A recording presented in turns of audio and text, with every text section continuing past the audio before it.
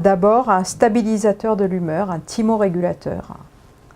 Donc il en existe plusieurs, le plus classique étant le lithium, qui donc a des principes d'administration qui sont un peu particuliers et qui se font le lithium est administré par un spécialiste, un psychiatre, et avec régulièrement des bilans sanguins pour vérifier ce qu'on appelle la lithémie, donc le taux sanguin de lithium et le taux plasmatique plutôt de lithium au niveau du plasma.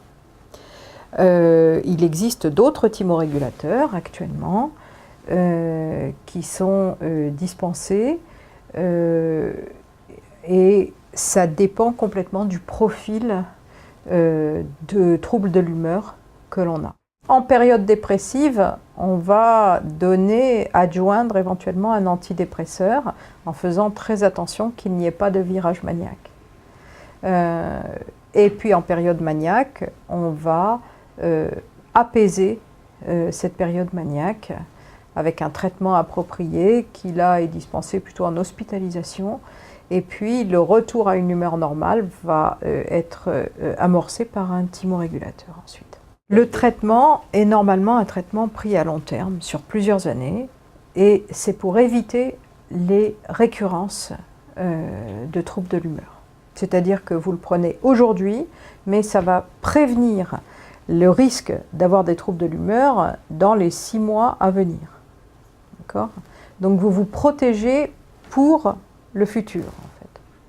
Le futur proche, mais le futur.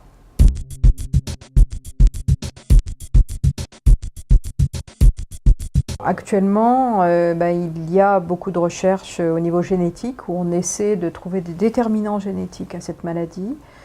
On sait qu'il y en a, mais on ne connaît pas lesquels et c'est assez complexe au niveau des gènes qui pourraient être impliqués.